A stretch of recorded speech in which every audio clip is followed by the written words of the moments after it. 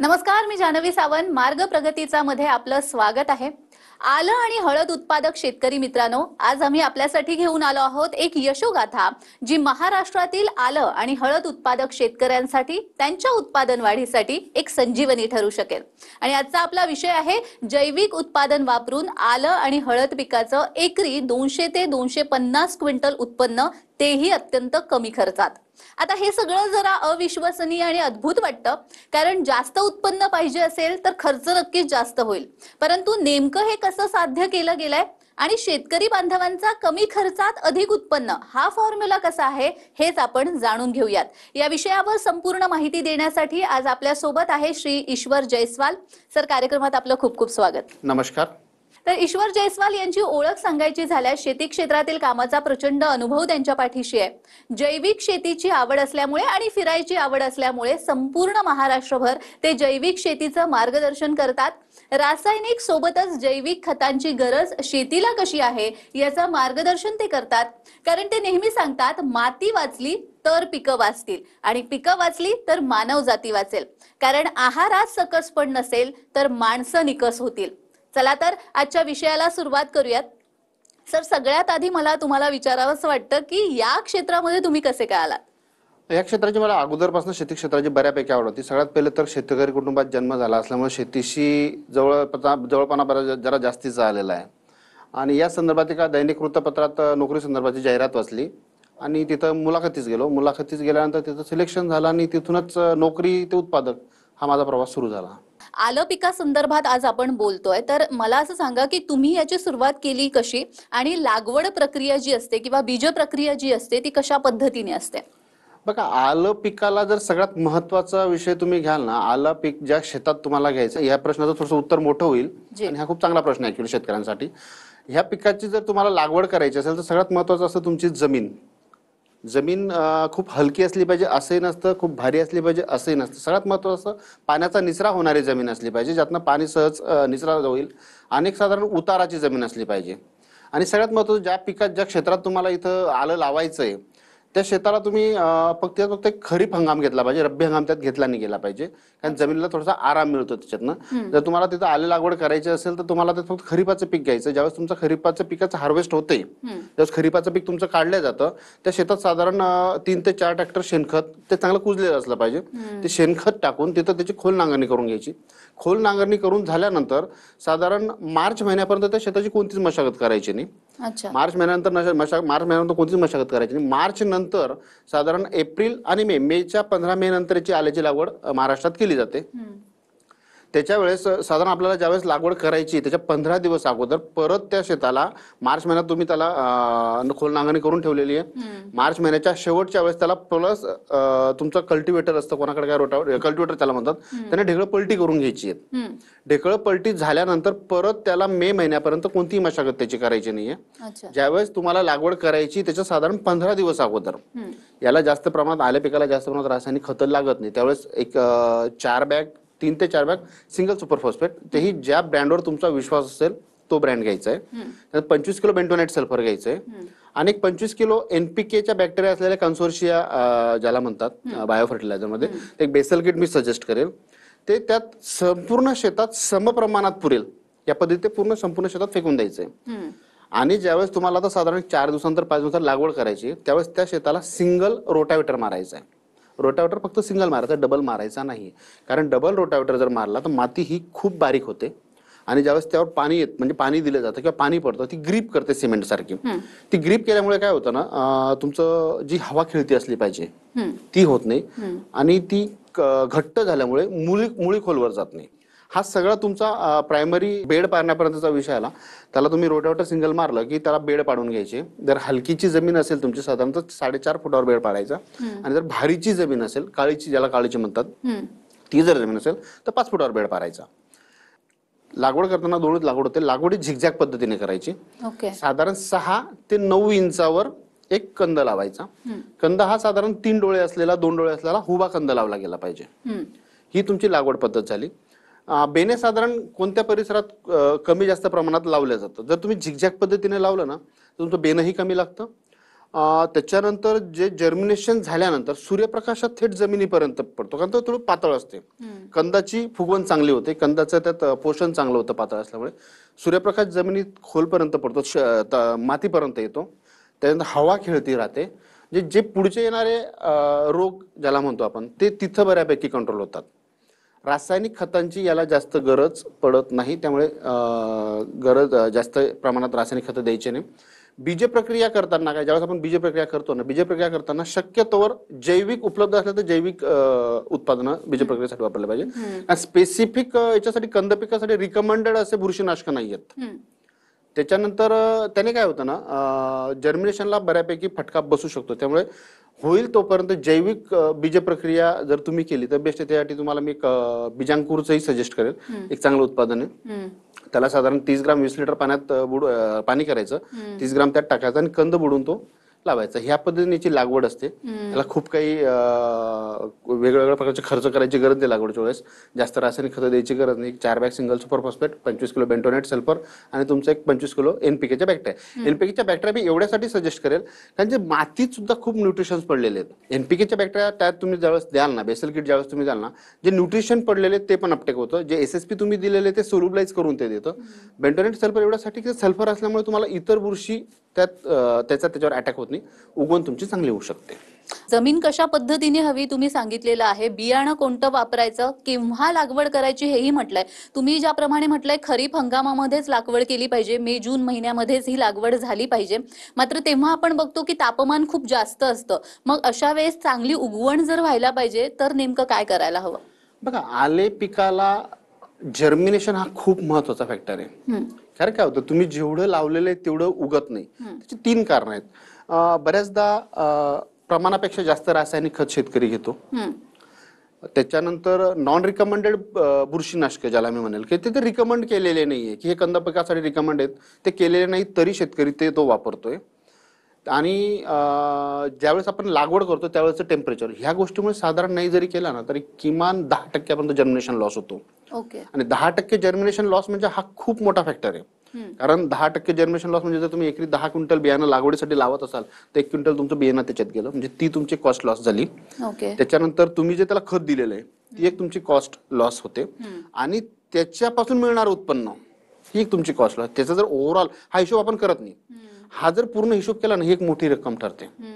याच्यासाठी मी एक सजेस्ट करेल तुम्हाला, जर्मिनेशनसाठी एक लागवड झाल्यानंतर साधारण एक 15 दिवस 10 दिवसाच्या आत लागवड झाल्यानंतर तुम्ही एक बीजांकुर 120 ग्राम प्रति एकर देऊ शकता. इतरही तुम्ही जर्मिनेशनसाठी जे प्रोडक्ट आहे ते वापरू शकता. स्पेसिफिक हे रिकमेंडेड आहे असं नाहीये, पण ज्याचे आम्ही रिझल्ट घेतलेले, त्याचे आम्ही ट्रायल घेतलेले आहे की 100% जर्मिनेशन काढण्यास ते बऱ्यापैकी मदत करतं. आणि बीज प्रक्रिया त्याची करा, कमी प्रमाणात रासायनिक खतं टाका. कारण 3 गोष्टी असतात, कारण मे आणि जून हा साधारण 35-40च्या पुढचा टेम्परेचरचा पार्ट आहे. त्याच्यामुळे तुमचं जर्मिनेशन लॉस होऊ शकतं. नॉन रिकमेंडेड बुरशीनाशक असतात, त्याचाही बऱ्यापैकी फटका तिथं बसतो.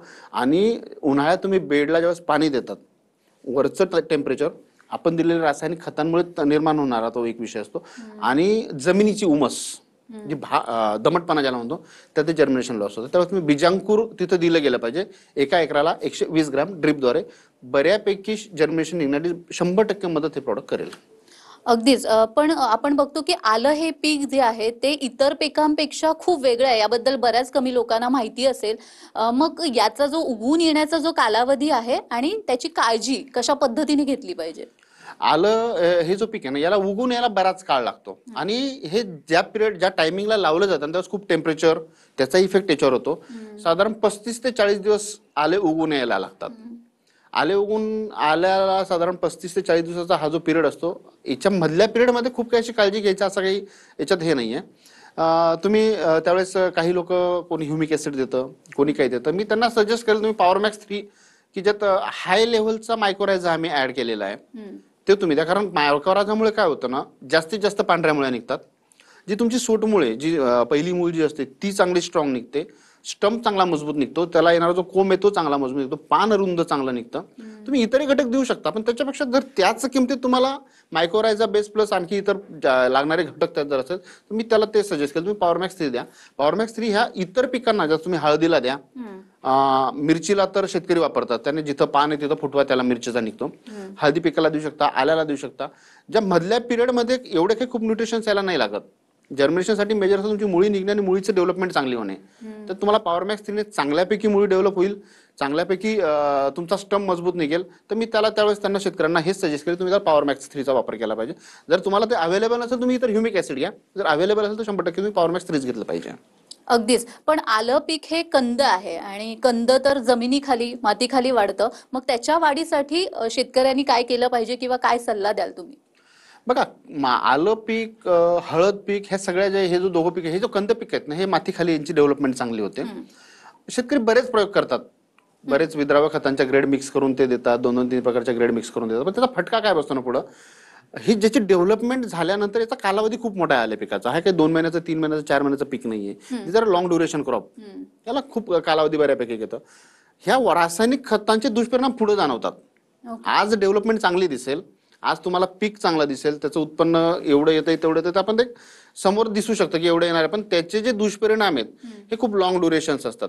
इतर भरपूर प्रॉडक्ट डेव्हलपमेंटसाठी आहे, कारण आले पिकाचं डेव्हलपमेंट, हळदी पिकाची डेव्हलपमेंट, त्याचं उत्पन्न हा बेसिक डिपेंड असतो, हा बेसिक अवलंबन असतं हे त्याच्या फुटव्यावर. जेवढं जास्त फुटवा, जेवढ्या फुटव्याची फुगवण जास्त, तेवढं याचं उत्पन्न जास्त येतं. बऱ्याच ग्रेड आहेत ज्या मिक्स करून शेतकरी देतात. इथे एखादी ग्रेडचं नाव सांगितल्यापेक्षा शेतकऱ्यांना बऱ्यापैकी माहिती कोणत्या कोणत्या ग्रेड द्यायच्या, काय घ्यायच्या. जैविक जर तुम्ही म्हणाल, जैविकतेकडे जर तुम्हाला जैविक उत्पादनावर तुम्हाला जायचं असेल तर मी महाफडचं सजेशन देईल, आणि ते स्पेसिफिक फुटव्यासाठी बनवलेलं प्रॉडक्ट आहे. असं स्पेसिफिक कोणतंच प्रॉडक्ट आपण बघित की यानेच फक्त फुटवा निघतो. आम्ही जे महाफडची डेव्हलपमेंट केलेली ना, ती स्पेशल फुटव्यासाठी केलेली आहे. त्याने फुटवाही निघतो, फुटव्याची फुगवणही होते, कंदातलं प्रमाण जे पाण्याचं असलं पाहिजे ते समतोल ठेवलं जातं. तर मी इतर दुसऱ्या गोष्टी सजेस्ट केल्यापेक्षा हळद पीक असेल, तुमचं आलं पीक असेल, याच्यासाठी मी तुम्हाला महाफटच एवढ्यासाठी सजेस्ट करेल. एक तर जैविक आहे, याचे दुष्परिणाम नाही आहेत, आणि याच्यामुळे फुगवणही होते, फुटवाही निघतो, कंदाची साईज चांगली होते, पाण्याचं प्रमाण संतुलित ठेवलं जातं, आणि पुढे जर तुम्हाला याला लॉंग ड्युरेशन क्रॉप असल्यामुळे तुम्हाला पुढे याला खूप सांभाळायचं असतं. तर ते बरेच जे नंतरचे दुष्परिणाम आहेत ते याच्यामुळे येत नाही, केमिकलमुळे ते दुष्परिणाम येऊ शकतात. कारण आले आणि हळद हे जे ही कंद पीक आहे याला खूप कमी प्रमाणात रासायनिक खतं लागतात. त्यामुळे मी यावेळेस याच्या डेव्हलपमेंटसाठी मी महाफडचं सजेशन देईल. सर, खूप छान मार्गदर्शन करताय तुम्ही. प्रेक्षकांना अजूनही या विषयावरती जाणून घ्यायची उत्सुकता असेल, मात्र वेळ झालेली आहे एका छोट्याशा विश्रांतीची. तुम्ही कुठेही जाऊ नका, पाहत रहा मार्ग प्रगतीचा.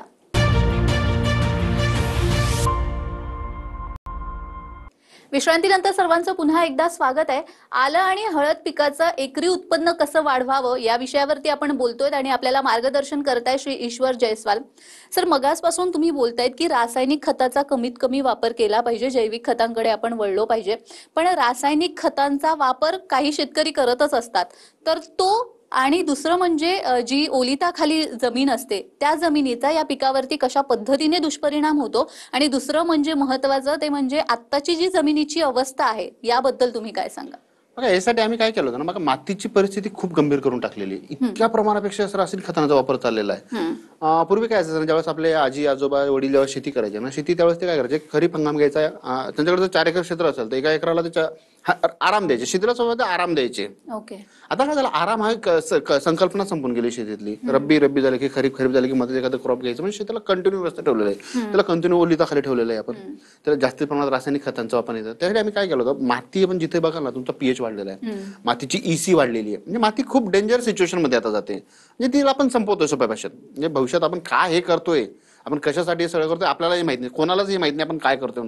इतकी भयंकर मातीची परिस्थिती, मातीचं खरं जर बघितलं ना ती खूप आजारी पडलेली आहे, पण थकून टाकतोय तिला. ती काय उद्या देईल की नाही दिला आपल्याला शाश्वती नाही, आजच्या पाहिजेच्या चक्करमध्ये आपण तिला उद्याचं तिचं संपवून टाकतोय. इतका भयंकर दुष्परिणाम पिकांवर होतोय, आणि याच्यासाठी सगळ्यांनी काम केलं पाहिजे. ऍक्च्युली कोणी करत नाही, प्रत्येक जण व्यवसायाच्या मागे लागलेला, प्रत्येकाला पैसे कमवायचे, ज्याचा त्याचा पार्ट ऑफ आहे. यासाठी काहीतरी आम्ही याच्यासाठी एक छोटासा प्रयत्न केला होता, तो यशस्वी पण झालेला आहे. आम्ही तो बॅक्टेरियाच्या माध्यमातून केलेला होता. आम्ही बॅक्टेरिया, बरेच जीवाणू, फंगस त्यात टाकले. याचा डोस एकरी 1 किलोचा आहे. याने कंद पिकाला सड येत नाही. तुमचं फळबाग असेल, झाड अचानक मरतात, ती येत नाही. मातीचा पीएच मेंटेन राहतो, माती भुसभुशीत होती. पहिले काय व्हायचं ना, थोडा पाऊस पडला ना ते पाणी जमिनीत मुरायचं. आता पाऊस पडला पाणी वाहून जातं. आज पाऊस पडला उद्या परत ती जमीन कडक झालेली जमीन, पाणी त्यात मुरत नाहीये. बॅक्टेरियाचा जर वापर केला ना तर ती जमीन भुसभुशीत होते, पाणी त्यात चांगल्यापैकी मुरतं, तिचं आरोग्य सुधारतंय तिच्यातनं. डोस एकरी 1 किलोचा द्यायचा आहे. कोणत्याही पिकाला घ्या, फळबाग घ्या, भाजीपाला घ्या, तुमचं कंद पीक घ्या, कशालाही ते देऊ शकता. त्याची खूप गरज आहे, कारण माती थकवून टाकलेली आहे अक्षरशः आपण. ओके. पण आपण कितीही काळजी घेतली जरी कोणत्याही पिकाची तरी रोग काही ना काही येतच असतो पिकावरती. तर आले पिकावरती कोणता रोग येतो आणि त्यावर काही उपाय आहेत का? आले पिकावर खूप जास्त प्रमाणात रोग नाही आहेत. एक व्हायरल इन्फेक्शन आल्यानंतर त्यावर करपा येतो. करप्याला तुम्ही एखादं बुरशीनाशक, एखादं कीटकनाशक, अँटीबायोटिक मिक्स करून देऊ शकता. किंवा सगळ्यात स्वस्त जर लागत असेल ना, शेतकऱ्याला परवडतं. टीऑक्सी नावाचं प्रॉडक्ट आहे. साधारण 24 तासात कितीही पिवळा पडलेला प्लॉट असेल ना तो हिरवा करतो. कोणत्याही पिकाला फवारा तुम्ही, आलेच नाही, भाजीपाला असेल, कंद पीक असेल, फळपीक असेल, तुमचे सोयाबीन असेल, कपाशी असेल, कोणतेही पीक घ्या. दुसरं, आल्याला जो अटॅक येतो तो जमिनीत येतो. जास्त ओलिताखाली असल्यामुळे ना निमॅटोड. निमॅटोडचा मेजर प्रॉब्लेम असा आहे, निमॅटोडसाठी स्पेसिफिक असं रिकमेंडेड औषध नाहीये. असेल तर खूप काही कॉम्बिनेशन द्यावे लागतात, त्याची कॉस्ट खूप जास्त जाते. आणि जे रिकमेंडेड आहेत ते आल्यासाठी स्पेशली रिकमेंडेड नाहीये, दुसऱ्या पिकासाठी आहे. आम्ही त्यात काय केलं, आम्ही ते पहिले त्याच्यात एक सर्च केला की याच्यावर काय काय अटॅक येतो आणि याच्यासाठी काय केलं पाहिजे. आम्ही त्यात बायोगार्ड नावाचं एक प्रॉडक्ट याच्यासाठी बनवलं की जे ते निमॅटोड संपवतो. निमॅटोड हा एक असा आजार आहे तो आल्यानंतर कंट्रोल होत नाही, त्याला यायच्या अगोदरच कंट्रोल करायचा आहे. प्रिव्हेंटिव्ह बेसलाच बायोगार्ड द्यायचं आहे, कारण आल्याच्या नंतर आजारपण आल्यानंतर खूप जास्त खर्च येतो. त्याच्या अगोदर तुम्ही जर त्याचा प्रतिबंध केला ना तर खूप कमी खर्चात ते काम होतं.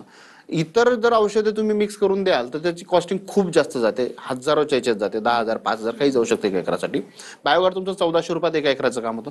त्याने निमॅटोड यायच्या अगोदर जर दिला तो कंट्रोल होतो. सेकंड, तुमची हुमणी अळीचा जो अटॅक येतो तो कंट्रोल होतो. आणि सध्या सगळंच फळपीक सगळं, इव्हन तूर झालं, सोयाबीन झालं, तुमचं फळपीक झाले, कंद पीक झाले, लॉंग ड्युरेशन क्रॉप झाले, कशातही निमॅटोडचा अटॅक आहे. तर प्रत्येक पिकासाठी मी सजेस्ट केलं की बायोगार्डचा वापर करावा. तुमची हुमणी जाईल, निमॅटोडही कंट्रोल होईल. या दोघं तिघ गोष्टी खूप बेसिक कमी खर्चात विलाज या गोष्टींचा आहे. आणि याचे जे अटॅक खूप भयंकर आहे. तर बायोगार्ड मी त्यासाठी सजेस्ट करेल. इतर महागड्या गोष्टींकडे गेल्यापेक्षा बायोगार्ड कमी पैशात आणि त्यांनी एक शाश्वतीचं आणि हमीचं जैविक उत्पादन आणि चांगलं रिझल्ट देणारं प्रॉडक्ट आहे, ते त्यांनी वापरलं पाहिजे असं मी त्यांना सजेस्ट करेल. सड या रोगाविषयी सुद्धा ऐकलेलं आहे आणि असं म्हटलं जातं की सड रोग जर आल्या पिकावरती तर अगदी 2-3 दिवसात संपूर्ण प्लॉट नष्ट होऊन जातो. तर त्याबद्दल काय सांगाल, त्याच्यावरती काय उपाय आहे? आणि दुसरं म्हणजे आम्ही असं ऐकलंय की तुमच्याकडे सुद्धा काही स्पेसिफिक औषधी यासाठी आहे, तर त्याविषयी काय सल्ला द्याल? सड हा आले पिकातला कॅन्सर आहे. आले, हळद हे जो कंद पीक आहे त्याला डायरेक्ट हा कॅन्सर आहे, हा कंट्रोल होत नाही. आणि बरेच केमिकल कॉम्बिनेशन करून द्यावे लागतात. खूप त्याचा खर्च खूप प्रमाणापेक्षा जास्त होतो आणि ती कॉस्टिंग खूप जास्त जाते आणि तेवढा त्याचा दिलासा त्याला मिळत नाही. आम्ही याच्यावर बऱ्यापैकी काम केलं. आम्ही एक प्रॉडक्ट याच्यासाठी ॲग्रोकिट नावाचं काढलेलं आहे, पण ते प्रिव्हेंटिव्ह द्यायचंय. आल्यानंतर सड कशानेच कंट्रोल होत नाही, झाली तरी ती एक तात्पुरती असते, परत ती येणारच आहे. तुम्ही ॲग्रोकिट प्रिव्हेंटिव्ह द्या, आल्यानंतर हे बऱ्यापैकी काम करतं, पण स्पॉट ड्रिंचिंग करावी लागते. एकरी 1 किलोचा याचा पण डोस आहे. स्पॉट ड्रिंचिंग जर तुम्ही म्हणाल तर 200 ग्रॅम ॲग्रोकिट 20 लिटर पाण्यात मिक्स करायचं आहे. जिथं सड लागलेली आहे तिथून 5 फूट मागे 5 फूट पुढं ती सड जागेवर थांबते. जिथं सड लागली तिथं परत त्या कोंबाला फुटवा निघतो. पण मी सगळ्यांना सजेस्ट हे करेल की तुम्ही सड यायच्या अगोदर ॲग्रोकिटचा वापर करा. कोणतंही पीक त्याच्यावर अटॅक येण्याच्या अगोदर तुम्ही प्रिव्हेंटिव्हला काम केलं ना तर त्याला कमी खर्चात ते चांगल्यापैकी कंट्रोल केलं जातं. सडीसाठी मी ॲग्रोकिट सजेस्ट करेल. चांगलं उत्पादन आहे, चांगलं प्रॉडक्ट आहे आणि इफेक्ट खूप चांगला आहे. जे ट्रायल पण आलेले, शेतकऱ्यांनी याचे ट्रायल घेतलेले, याचे रिझल्ट पण चांगले आलेले. पण याचा वापर प्रिव्हेंटिव्ह केला पाहिजे असं मी शेतकऱ्यांना सांगेन. Prevention is better than cure असं आपण म्हणू शकतो. आणि जसं आपण मघाशी म्हटलं होतं की आलं हे कंद आहे, मातीखाली वाढतं, तर त्याचं उत्पन्न जर वाढायला हवं तर काय करायला पाहिजे? बघा, कोणतंही कंद पीक जे असेल ना त्याला खूप काही रासायनिक खतांची गरज पडत नाही. बरेच लोक काय करतात, त्याला आता खूप काही कॉम्बिनेशन आलेले, एखाद्या प्रॉडक्टचं नाव घेणं किंवा हे करणं ते चुकीचं होऊन जाईल. इथं काही संजीवक लोक वापरतात. संजीवकामुळे काय होतं, त्याची फुगवण किती व्हायची त्याला कारण संजीवक इन द सेन्स ते एक सोप्या प्रकारचं ते त्याला सेन्स डिस्टर्ब करून टाकतं पिकाचं. त्याचा सेन्स राहत नाही, कुठेही वाढतं, कितीही वाढतं, पुढं त्याच्या भविष्यात त्याला पीळ येणारा जो प्रकार असतो आल्याला तो संजीवकांमुळे येतो बऱ्याच. काही लोक इतर ग्रेड वापरतात. ग्रेड वापरल्या गेल्या पाहिजे, काही हरकत नाही. पण काय होतं, ज्यावेळेस तुम्हाला आले पिकाचा खोडवा ठेवायचा आहे कारण हे 11 महिन्यानंतर हे काढलं जातं, नंतर पुढे तुम्ही त्याला कंटिन्यू 1.5 वर्षासाठी ठेवू शकता. तुमच्याकडे पाण्याची सुविधा असेल, मार्केटला जर भाव नाहीये आणि तुम्हाला जर पीक काढायचंय आणि जर तुम्ही रासायनिक खत सोडलेलं आहे आणि जर तुमच्याकडे ते खोडवा ठेवायचा आहे तुम्हाला, तर त्याला कंदकुज लागण्याचे चान्सेस असतात. अशा वेळेस मी बेस्ट सांगेल, one of the best Airavat नावाचं जे आम्ही पोटॅशियमच्या बॅक्टेरिया असलेलं प्रोडक्ट आम्ही दिलेलं आहे, त्याने रिझल्ट इतके बेस्ट येतात त्याचे. एक तर फुगवण होते, त्यानंतर आल्याला नैसर्गिक रंग येतो, त्यात पाण्याचं समतोल प्रमाण ठेवलं जातं आणि सगळ्यात प्लस पॉईंट, याने सड येत नाही. त्याच्यामुळे तुम्ही याला कितीही वेळेस ठेवू शकता. रिझल्ट याचे साधारण 35% पुढं वेट गेन होतं. आम्ही मिरची त्याचा ट्राय घेतलेला आहे, खूप छान रिझल्ट आहे. आम्ही याच्यात टोमॅटोचा रिझल्ट घेतलेला आहे, खूप छान रिझल्ट आहे. काही शेतकऱ्यांनी तर मक्याला वापरलं. ह्या रब्बी हंगामात काही शेतकऱ्यांनी ऐरावत मक्याला वापरलं. डोस थोडा कॉस्टली होता, पण त्यांचा एकरी 10 ते 15 क्विंटल पर्यंतचा 1 एकराला ऍव्हरेज वाढला. हे शेतकऱ्यांनी स्वतः आम्हाला सांगितलं. कॉस्ट असल्यामुळे आम्ही शेतकऱ्यांना सजेस्ट नाही केलं जात, पण त्याचे रिझल्ट एवढे छान आलेले आहे.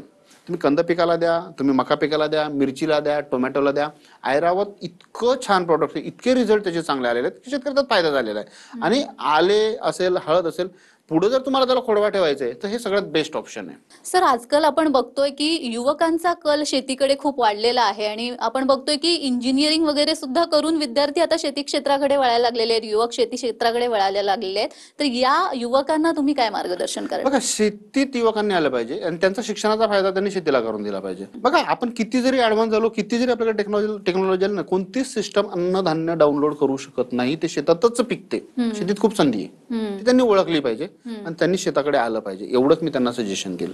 आणि आतापर्यंत तुम्ही आलं, हळद, टोमॅटो, कांदा या पिकावरती काम केलेलं आहे. आता कोणत्या पिकावरती? आम्ही सध्या ड्रॅगन फ्रूटवर काम करतोय. ड्रॅगन ड्रॅगन फ्रूटवर काय बेसिक समस्या काय नाही, फळाची साईज वाढत नाही, त्यानंतर याला शुगर, त्याची गोडवा कमी होतो. ड्रॅगन तुम्ही खाल्ला थोडं फिकट लागतं. आम्ही शुगरसाठी काम केलं, शुगर लेवल वाढवली याची फुगवण केली, याला सनबर्ग येतो त्याच्यावरचा तो अटॅक आम्ही थांबवलाय आणि तुमचं जे असेल सड त्याच्यावर आम्ही काम केलेलं आहे. खूप छान मार्गदर्शन केलं तुम्ही. आणि आलं पिकाचं उत्पादन करण्यासाठी आता शेतकरी सुद्धा पुढाकार घेतील आणि जास्तीत जास्त आलं पिकाचं उत्पादन करतील.